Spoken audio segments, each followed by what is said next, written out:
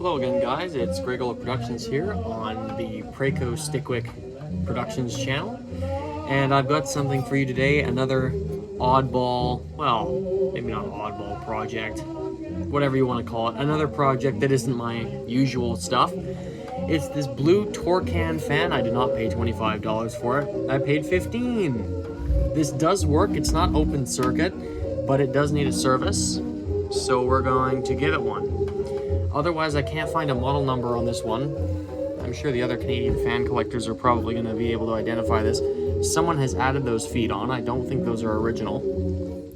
And otherwise, this is in really nice shape. I don't even think this is the original cord, actually. Someone might have actually gone through this at one point. Wouldn't be surprised. Yeah, let's get this thing open, shall we? Okay, let's see how we can get this all apart here. This is really going to be something else. As I try not to knock over other projects that are nearby. Oh boy. How am I gonna get in here? The first thing I think I should do is take the blade and the grill off. That's my idea here. Oh, you know what? This might all be actually one... Huh. Interesting. That might be one long screw there. You know what? New plan. We're gonna just try and take these off. See how we can fare just doing that with a flat blade screwdriver. Yeah, surely enough, when I turn this, yeah, that nut is coming undone. There we go. That's how this is gonna come apart. Okay, that's not half bad. Okay, so there's the screw, the nut, or not the nut, the washer, the nut, and the other nut. Okay, that's how this is gonna come apart, I think. Alright, we'll try this. It's taken basically no effort at all to get this blade off. Yeah, the screw just came right out. And what else has happened here? I don't know. I just kind of reached in there with this magnificent creation here. This is a really cheap handle, but this is a really decent bit set here that I've got. So with this, I was able to just reach in there and get the blade off without any trouble. So yeah, and then the rest of it just, you know, came apart like so. These grills look so neat, don't they?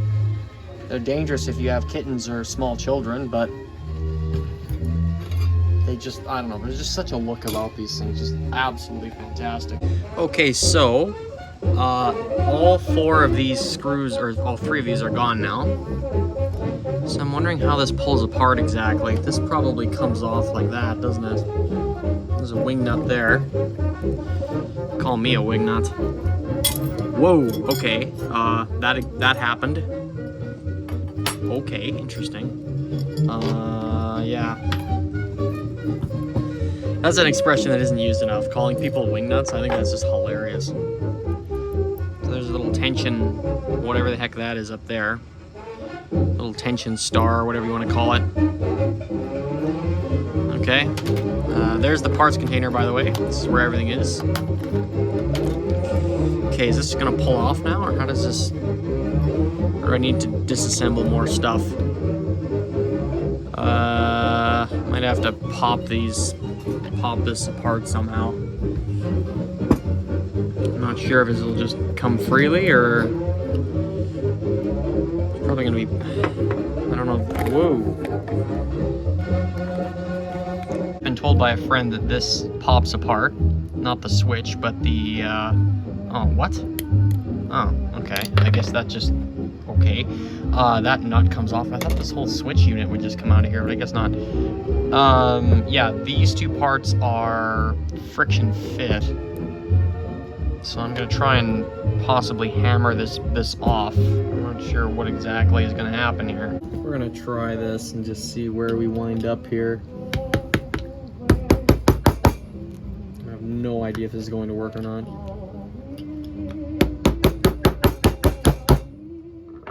I can tell if it's actually making progress. And oh, yes it is. Okay. Whoa. Hello. Okay. Yeah.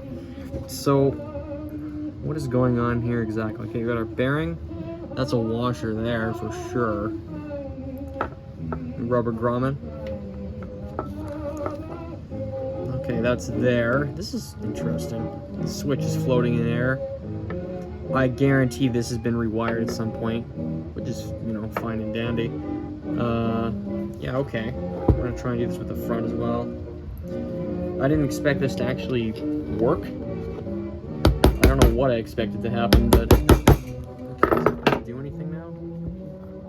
Oh yeah, it does. Oh! Okay. Interesting. So this is like another fan that I've worked on, made by another Canadian company called Seabreeze. This is pretty darn similar. And I don't have to do any rewiring, because again, that's been done already. You got this, whatever the stator. Yeah, I'm just gonna leave all this alone, because this is perfectly fine. Yeah, I guess I'll just clean all the washers and make sure nothing is all, I don't know, dirty by any means. Isn't this wild? This is all riveted together. This entire piece here, basically. Yeah. But again, it's the coil, so it doesn't have to, you know, doesn't have to move or anything like that. Alright, well I guess I'll just clean it up. Paper towel, maybe some Zep 505.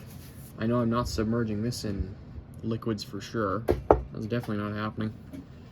So with a motor like this, I mean, this is incredibly simple and has such a sweet little rumbling sound. It doesn't really make that much noise, which is just awesome.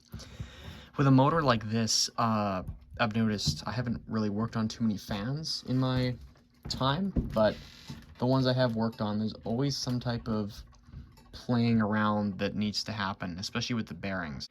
And what I mean by that is just, you know, you'll screw these screws together and then this doesn't want to spin, so you may have to, you know, tap it with the back of your screwdriver handle or undo it or do it again. It's stuff like that, but once you get it and once you oil it quite a bit, like I was letting this run and then, you know, spraying oil in here and over here, and now I'm at a point where I'm happy with it, so I'm going to reassemble it now.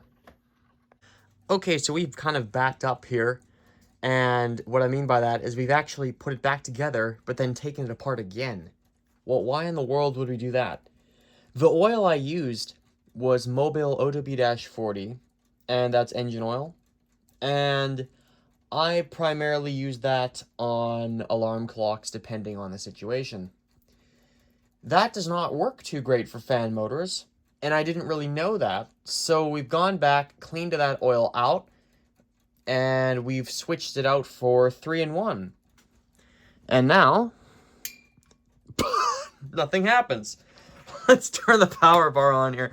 Okay, yeah, no, we have some 3-in-1 in there, and this thing was rattling before when I had the Mobil oil in it, but now, still rattles a little bit now starting up, but we're doing way better now. Just trying to actually get the camera on this.